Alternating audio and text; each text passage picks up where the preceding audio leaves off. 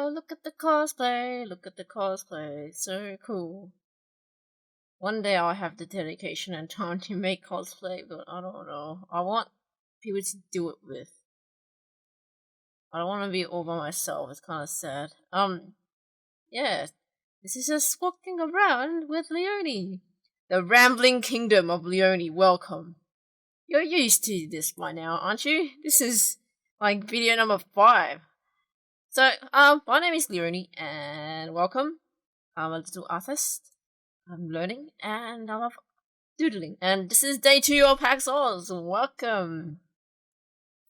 And I'm just resting at the Nintendo booth, looking at people play Rhythm Heaven, and then Abby! This is the morning where I actually play Abby! Yay! And this is the their booklet page. I just want to show off their game. And they gave me a little robot! I was really happy and glad. And this is all their pamphlets and stuff and postcards. Pretty cool art. And what I would like to say about the game is that it's really cool. There's cool, neat puzzles. The only thing I wasn't really, it doesn't really, it's not intuitive for me, is that when you want to jump on a seesaw, for example, you have to press the interact button rather than just jump on top of it. It's like, oh, great, I had to do the interact button rather than jump on it. Because there's also there's platforming involved as well in this game. And pretty much it's intriguing because you're in this world and all the other robots are blaming you for deserting them for some reason, and I'm like, oh, what's happening in this world? It's very interesting, and I really like the art. It's made by Chinese studio Lilith, and I got to do a survey and gave them feedback, and it gave me that Abby little keyring. They're really cool. It's actually really quite weighty as well. It's like, yeah, I got this cool box and the cool keyring, and I was like, yeah, I got it. And what else can I talk about this game? Oh yeah, I also wasn't shy of using the hints because they also allow hints. It's just pictures hinting, giving you hints on what you can do to solve the puzzle. Why? Well, because when you're playing at a booth, you feel this pressure to, give someone else who's waiting their turn at the game. So I didn't mind just looking at hints. I don't have that pride that comes with, oh, I need to solve this puzzle myself kind of thing. I'm like, I just want to experience the game. So I just kept looking at the hints after a while of trying to figure out what to do. And I like how the puzzles work out, though sometimes it was quite tricky. It's not straightforward until you do a lot of trial and error, and sometimes, and I think a lot of it was, okay, what can and I can't do? What can and I can't interact with? What can I do with the big robot? Because you can also control the blue bigger robot, who is your buddy, and you mainly play as a little yellow cute robot. And yeah, there's a lot of, I don't know if this game is in development still or it's kind of finished almost and it's just getting localized to the Western market, but I think this game has a wonderful appeal. It makes you wonder what happened to all the humans, because now it's just the robots that are left. So far we've only seen this little small town environment and perhaps desert, but I don't know if it goes further than that. But for now, it looks wonderful, it's beautiful, and I'm so glad I got around to playing it for day 2 of PAXAus, and I got a figurine! Yay! And Lewis got it too, so we high-fived each other. We're like, yes, we got it. And I'm not even a merch person, and I just felt like this keyring is really well made, and I want one. No questions asked, I just want. And originally they're like, we don't have many left, so we're not giving them out anymore, and I was sad. But yeah, I managed to get one somehow. Yay! So that was Abby, the game. Check out. I will put links in all my videos on all the things I mentioned, including the games as well. So if you are interested in learning more about all the games that I'll mention in this video and all the previous and subsequent videos, check out the blog post, because that's where I'm gonna put all the links in there, all the links and mentions and all that good stuff. Anywho. So now I'm just wandering around the place, looking at stuff, around the indie area. Now that I have a free day where I don't have to do a panel, I'm just gonna walk around. Yay! I didn't play Dusk though. I just kept walking past it, and there's the Vampire booth again. I keep walking past it for some reason. Excuse me, I burped. Yes, I'm on brand. Or whatever brand I have left. And there's the Abby booth again. And I just kept walking. And me being curious about VR, but never actually getting to try VR at all for this PAXAus or Melbourne International Games Week, unfortunately. Sadness. But I just kept, oh look, the other dinosaur. I don't know, this is a weird looking raptor. Anywho, I'm like, oh look, Soldier 76 and 2 divas. Really cool cosplay, but I don't want to disturb them, so I just kept going. And then there's more VR people. I mean, people playing VR. I don't know, VR people. Oh, people playing VR. I don't know. There's a monocle thing. I'm like, oh, what is that? I don't know. Oh well. And oh, really cool cosplay. And oh, this is depth where you need to. You are the shark or you are the divers, and I'm pretty sure this will be pretty frightening if you were playing it in VR, if you're swimming away from sharks and trying not to get eaten by it. So, deep sea fears. Anyway, yeah, this is the game that seems really cool, but also with VR. Oh my gosh, I'm saying VR so much in this video. But I kept walking because it's always full of people. And a lot of people over here as well. I don't know what they're doing. There's a Stir-Fire Studios booth. Something's happening. I don't know what's happening, but oh well, I just keep going now because stuff. Oh, look at the PAX Rising sign, yay! And there's Ubisoft. Hello. Anyway, moving on. I just keep walking. I'll just keep walking.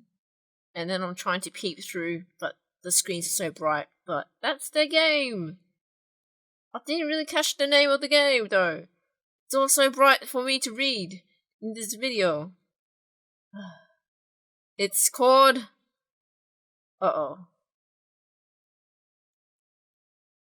So it's called D3 Bug.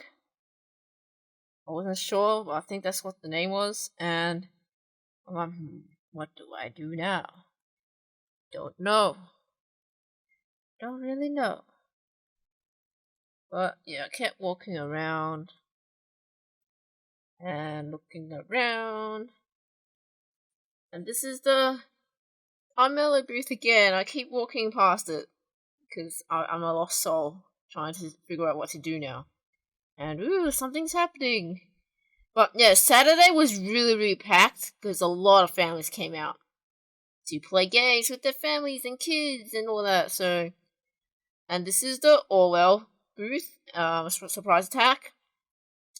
Just took a photo from Lewis so that you can get a proper shot of it. And there's Megan holding out candy, and I'm like, hi. And then I need to go now. And now this is Kiryu. I played this last year. I don't know if it's changed much, but I remember dying a lot, and I was like, no. It's too right in my face and eyes because the colors are so contrasty. But it's part of the gameplay where you need to play in your color and you can get camouflage depending on what color you are. And now I look over to see Infatality. It's really fun. I played that last year as well, so I'm like, I'll just look over. There's Infatality. Where you are playing as these things and you're fighting your other opponent into mush or into plastic flappy thing. I don't know how you describe it. What am I saying? Okay, and now there's this game. Can't really see it, unfortunately, because there's so much people. Oh my gosh, Saturday, why? Saturday, there's so much people on Saturday. This is Swordy. Oh yeah, I think I played this about 2 years ago, I think, where you swing around weapons. Yeah, there you go, there's a better photo from Lewis. And, looking over here is, I can't really read it. Oh well. Ah well. Oh, and then this game, I played this last year as well. Where's a better photo? There you go, Merchants and Mercenaries. Thanks, Lewis, for the photos again. I played that, and I'm not very good at it, but I had a good laugh at myself at how terrible it games. Oh, and there's 2 forts. I didn't really get to play that. I think Nick Smith has something to do with that game. And now I keep looking over at Hyper Jam. I think that's what it was called. It looked really cool graphically, the visuals, but I didn't really get a chance to play that one, unfortunately. And there's Evergreen. I think that's the Evergreen booth with the trees. And that one, that is... What's this? What is this booth? I don't remember. It's just so bright. Oh, I think it was that co-op game I played last year. It's something about You and Me Journey, I forgot. Oh, what was the name? It was a really cool game. Found it. It's The Incredible Journey of You and I. Phew. I had to Google it to make sure, because I don't want to say anything wrong. No. Anywho. Moving on now. It's Evergreen. Look at the booth. There's someone else doing a phone thing. Oh, there's Evergreen. Look at the booth. It's amazing. Look at the plastic foliage they've created. Made it look really pretty. Oh, look at Tracer. And, Hacked Enforcer and a lot more people. And I'm like, how'd I get through? And there's Goat Punks. I didn't get to play it, but Alberto and team, I don't know, is it just himself? I'm not sure. Created that, and it's a 4-player game. And over there on this side is Block Apocalypse. But Goat Punks is essentially a 4-player game where you're trying to climb a mountain and you have a lot of power stuff to versus each other. And there's a Block Apocalypse. Saying it wrong. And it's where you stack up stuff so you stay alive, basically. That's what I remember. Party Golf is there, and there's Melodrops! The famous Melodrops. I played this last year, I believe. And it's pretty cool. By award-winning John Kane, aka Gritfish. And here's Rogue Singularity, by considerable content by a colleague of mine, Scott Becker, and I actually played it like 2 to 3 years ago, actually. Oh, there's Scott over there, talking to people about his game. Yay! And he also got pins made too, which is pretty cool. Anywho, walking through the booths, and I'm like, oh, what's over here? Let's look up. I can't read it. Okay. It's something ship, I think, from what I can see, unfortunately. I didn't get to play that one, which is why I don't remember. There's another booth there, and there's Stellar Shift, I think. I think that's Megan over there. I'm not sure, talking about Damsel. Yay! I think I got to play that later in day 3, so I'll talk about that later. But so this is what it looks like. This is the fancy booth. Unfortunately, it's really, really bright because there's a light right up there. And this is Stellar Shift. Don't think I got to play that, so I can't really say much, unfortunately. So much people on Saturday. So much. And this is Framed 2. Really awesome. I got to play it on day 3, so I'll talk more about this game later.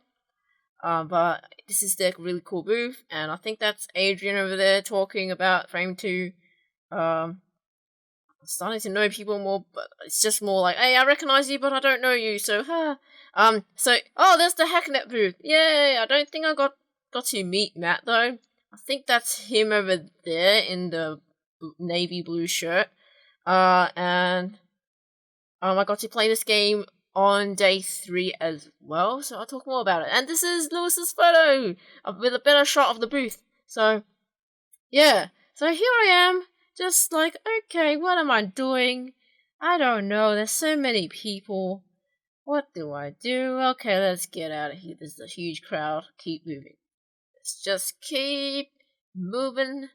And then, what else can I see? And then I think this is the Sync. Yes, that's the Sync. And I think I played that like last year, and I don't know.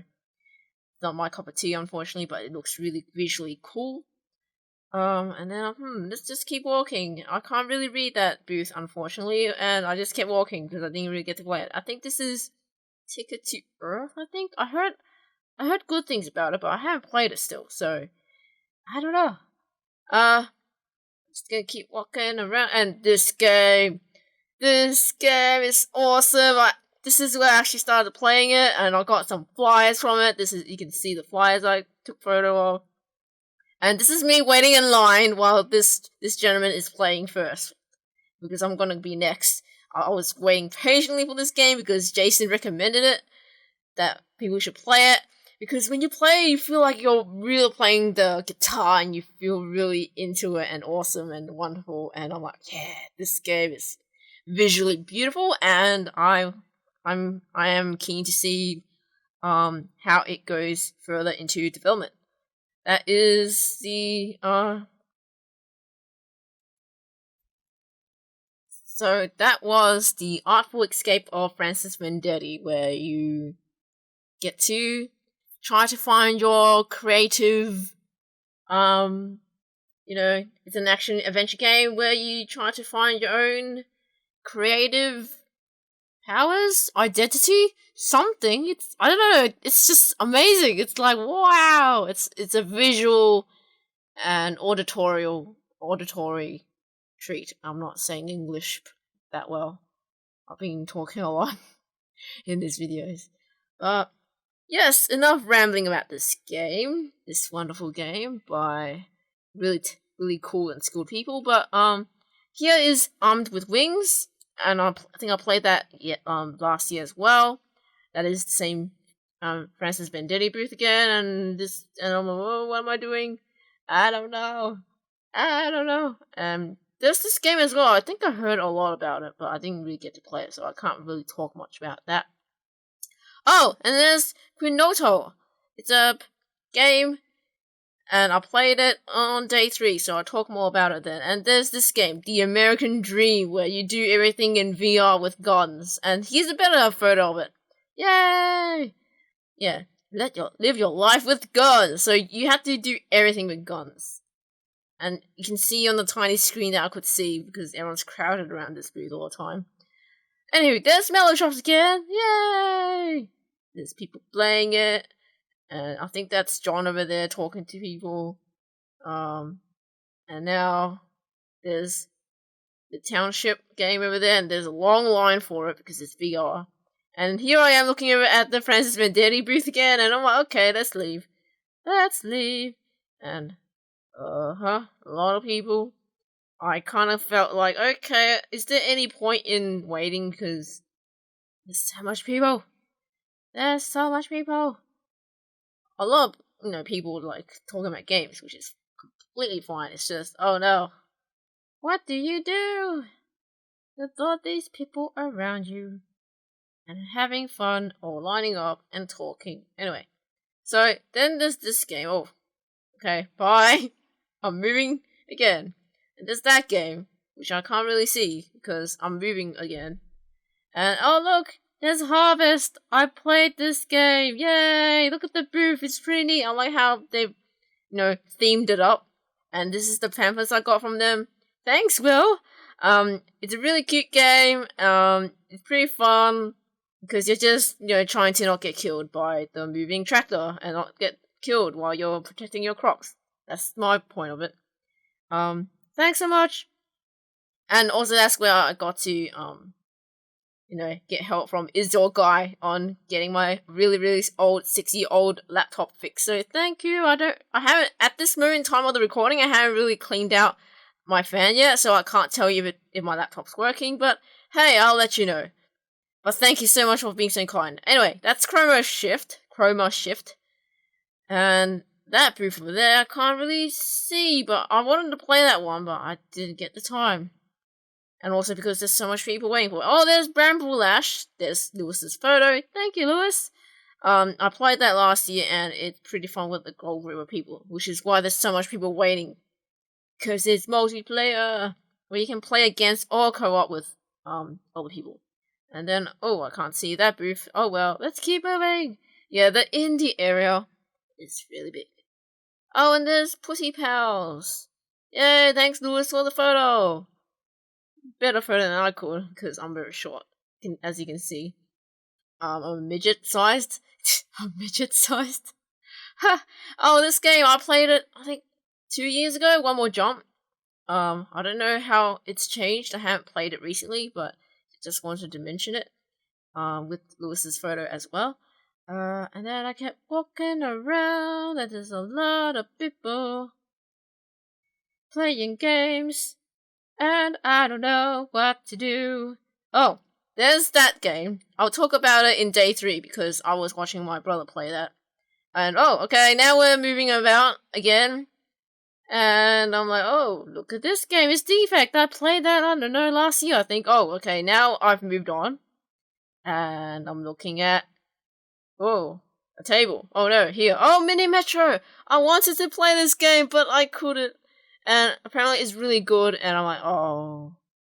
And now, oh look, I'm over here. And there's Paradigm Shift and Wildfire. I was actually waiting to play this, but I'm like, oh, I'm tired. I need to go. So I had to leave. And there's Adventure Pals over there, I think. And then, yeah, there's a lot of people. And there's this game with the interesting art style, and there's One More Jump again. You're seeing the same games again because I'm spinning around. And there's Objects in Space over there! Yay! And there's Eyes of R over there by Ben Drost. Whoa, where I'm going? There's so many people on Saturday. Yeah, so... Oh, here I see Warlock, wait, what? Warlock of Firetop Mountain by Two Man Games. Really cool. And this is the SK Bar booth where people were chilling. I don't know what that booth is about, but yeah. And this is me just looking at games that people are playing. Trying to not be too intrusive. not intrusive, hopefully. Well, it is. Oh, Kaiju. Oh, look at that poster. Anyway, there's the Paradigm game. I got to play it. I actually played the demo when it first came out on Kickstarter. And here at day 2, I got to play the dating sim that Jacob made. And I feel bad for not actually playing through the other dating options. Because all I did was the toaster, which was apparently the most sensual one. Sensual dating path. But apparently if you try to date the duck gentleman, it's very, sweet and sentimental. I'm like, oh, I want to try that now. I'm like, no. And yeah, this is a very surreal kind of take on a future of a distant planet. I don't know. I don't remember right now because it's been a long while. Paradigm is the mutated being you see in the booth picture right there with all the floppy disks. And I also noticed that there's a little weird mutated things decorating the monitor screens too, which is a very good touch.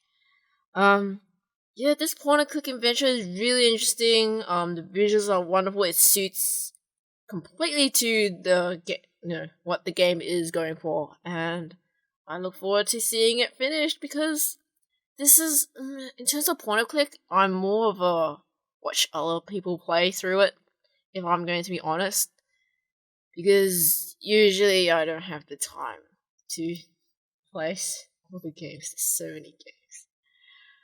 so many games. I feel terrible. But this game is really cool.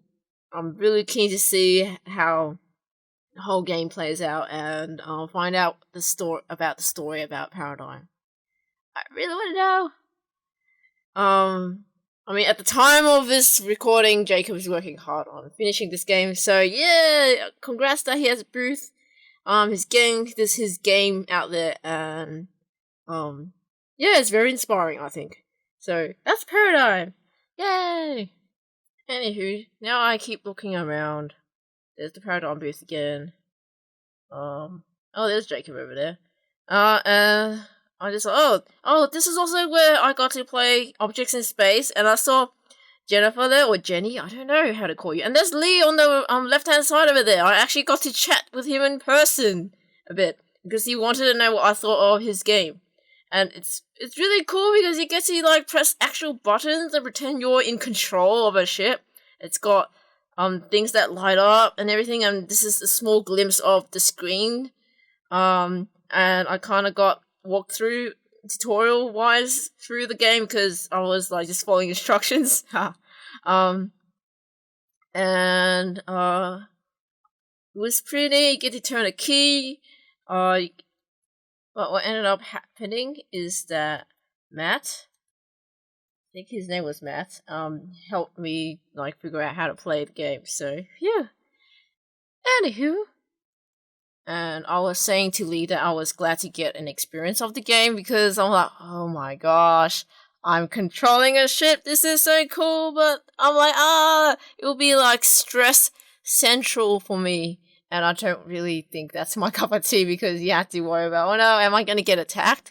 Will they know that I'm there? Will I, But then, I don't know, maybe this might be a game I might be interested in the future when I'm, like, if I have a lot of free time. If I have a lot of free time.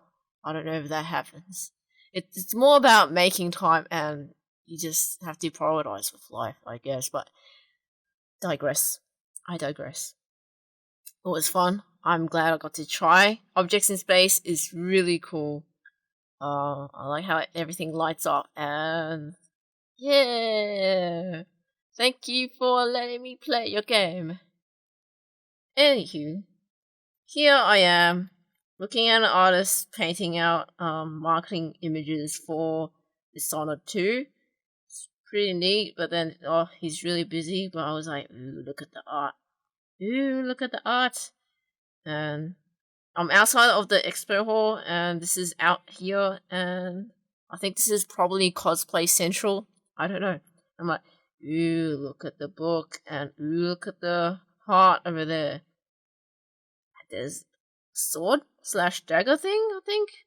I don't know. So I'm like, okay, I'll leave you alone. And I'm like, oh, look at this. It's too much glare. I must keep walking. And I'm like, look at that. There's the place where you sit on a throne. It's a weird looking throne, but it looks quite sharp if you stab yourself there. There's some more cosplayers. Oh, look! I spotted a Chad, so whoops. I had to stop the video. Hehe. So, continuing on. A lot more crowds, a lot of cool cosplay. I'm back in the expo hall. That is a heavy sword. Or at least it looks like. Oh, look, Katana's box thing, and a Pokeball box thing, and look, it's a Diva! Or not. And there's Harvest again! Play the game! It's out, I think. Play the game! And I also played Adventure Pals, and it's pretty neat. And I got some swag and the badge. It's really cute. Look at that giraffe. And here I'm looking at the booth. While I was waiting for my turn, and it's not decorated. And it's got eyes on the wall, and I'm like, oh, look at this! Look at this giraffe. It's pretty fun. The giraffe becomes a helicopter propeller. I'm like, oh wow! And you get to have a lot of players at the same time. I'm like, okay, look at those things on the table. There's a bee and a thing. I don't know what that other thing is, that grey thing. I don't know. But overall, when I played Adventure Pals, it was, platforming, multiplayer fun, local multiplayer, I think. I don't know if there's going to be online multiplayer. But everything's cute, crazy things happen, and you have to deal with stuff, so, yay. That's what I remember from the top of my head. I had kind of fun, and the person I was playing with kind of quit earlier than I would have liked, so I'm like, oh, great. So I quit as well, but, yeah. I could have played longer, but hey, coulda, woulda, shoulda. What can you do? But hey, you like that kind of thing, do play it. It's really cute. It looks like it has won a lot of accolades or awards. I don't know. It has reefs and all that stuff. So yeah, check it out. It's so cute. The cute giraffe. I don't know how. I'm not trying to sell it. I'm just saying what I find appealing. Okay, I'm not really. I'm an ignorant little person. Okay. Anywho, let's move on before I talk myself into a corner, even further than I already have. So, next up is Melodrops again. I keep walking past, but I'm like, I'll play this game. It's really cool. There's John over there again, and he's showing off his game. And I'm like, what do I do? What do I do? Like, what new things can I try? Because Melodrops is really cool. People should play it and buy it. Oh, and there's Rogue Singularity again! Yay! It's like procedurally generated roguelike.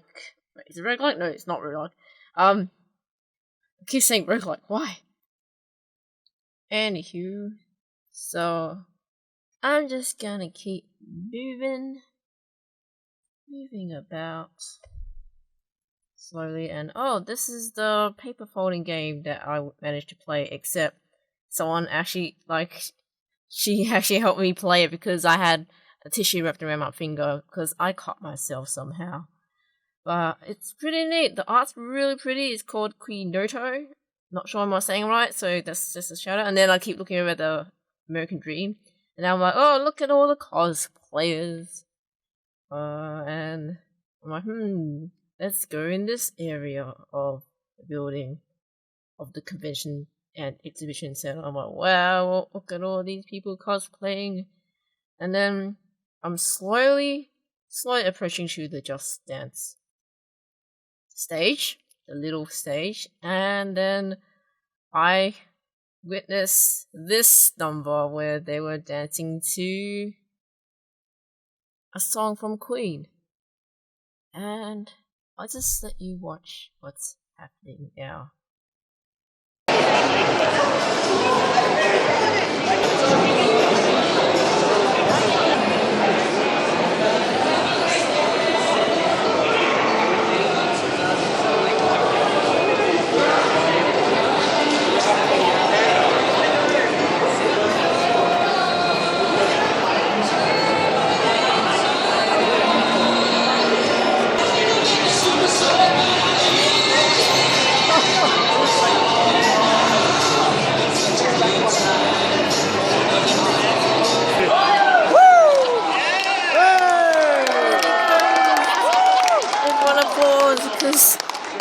Like, he really got into it. Okay, so that was that. I wasn't really sure if I should keep filming that because I kept stopping and starting, but I wasn't alone filming that dance. As the stuff from his cosplay kept falling apart, unfortunately, when he got really, really into the dance. And here and then I'm just like, I don't know why I'm here. I'm just, oh, okay, now I'm here up at the Diversity Lounge and the VR free play. Because I'm like, this is going to be where my panel would be the next day. And I'm like, this is the Kookaburra Theatre. I won't be here, so I'm not going in there, so I better get out of the way. As people are getting forward into this theatre. I remember doing the theatre stuff. Look, you can see the tissue at the top corner just before. That's because I was cut at the finger and didn't have any band-aids on me, so I was living with that on my hand, unfortunately. So, yeah. Oh, look at the schedule! This is the GameSpot Theatre. So this is where I was doing my panel for the character concept creation one. And I just zoomed in. Yeah, there it is. It's the middle one, the 130 one. And I'm like, okay, I won't get lost now. It's this room. Oh, and I thought, this is really, really cool. It's non-gendered bathrooms, and I like how it's designed. It's just a toilet. That's all it is. Because, yeah, it's a toilet after all, right? So there you go. And oh look, the VR free play.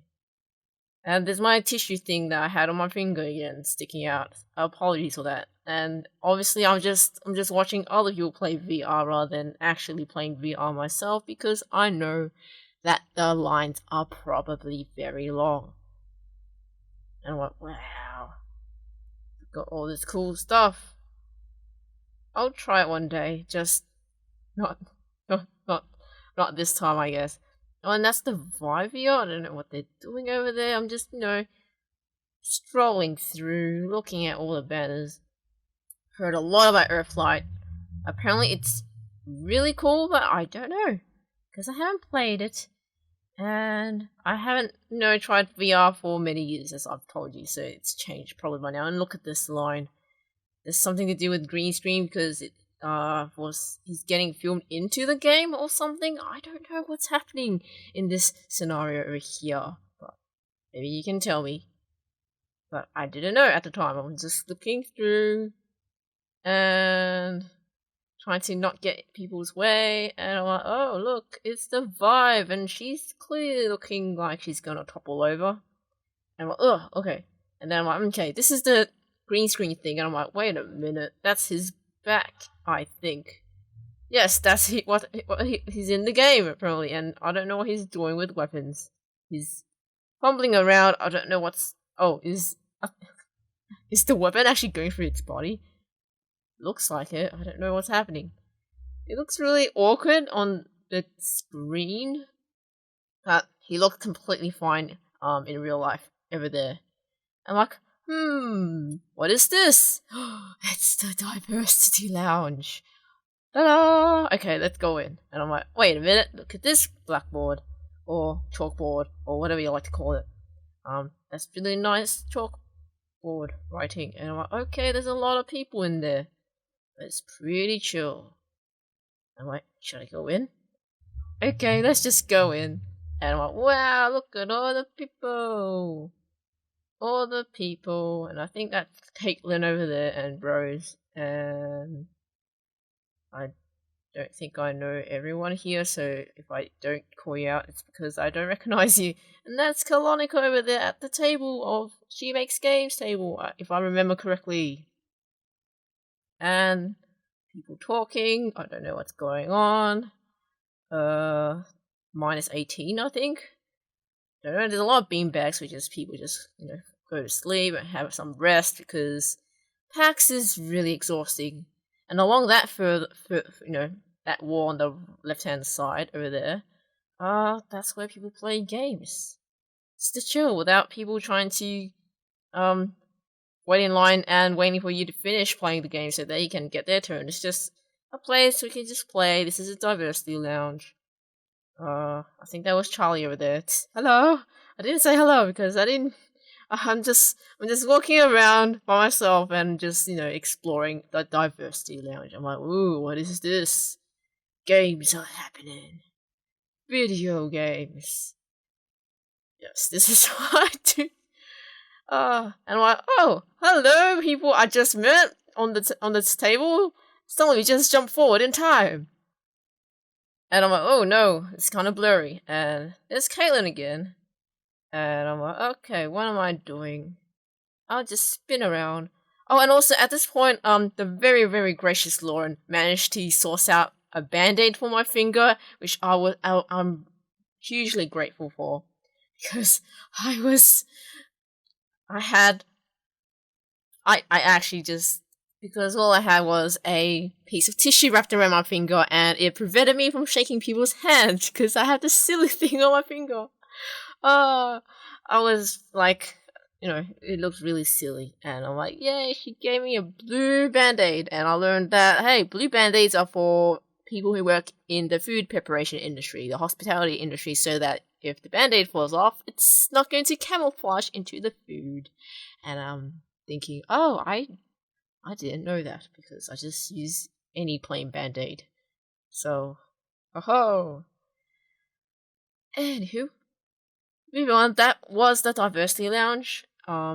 It's pretty great. There's a lot of people playing tabletop as well, and cards, and just planning things, just chatting, and yeah, it's a really nice place to relax, aside from the AFK room, which I haven't actually been this year, but I hear that it's like a library from, because I think I went there last year, the AFK room, because I had to give food for the enforcers there at the time, because I was enforcing back then, and I had to make sure that they were fed, that the volunteers were fed and taking care of themselves and got some sustenance. And it was like a quiet place where people just went to sleep, and no one is allowed to make a lot of noise at all, no talking at all. Unlike the diversity lounge, you are allowed to talk, but it's not crazy loud and noisy. So yeah, it's a pretty chill place with a lot of cool people, and got to catch up with Colonica as well, and a bunch of new people. I shall move on from the diversity lounge. And here I'm looking at the Jackbox stage. I think they're all playing that, I don't know, that spooky game where everyone gets to do trivia. There it is. So you're trying to not die. I've seen this being played on stream, and yeah, and then after that I kinda had dinner, went home early. I didn't really go to any party because I'm done. I was exhausted. I needed to go home again, and I had to prepare for my panel because I was like panicking, because I had the most pressure to actually do my best at character designing live, something that's well developed in under about 45 minutes. So it's a lot of pressure. I was like working late into the night trying to practice and sorting out things, and hoping that I'm ready, and then I'm like, okay, I really need to go to sleep, even though I came home early to get some rest, and it turns out I didn't really get much rest either.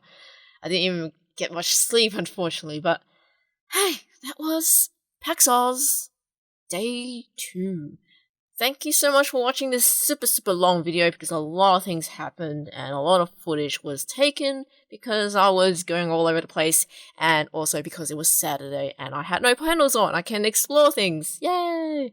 Anywho, see you next time maybe, and thank you for your company. Bye bye.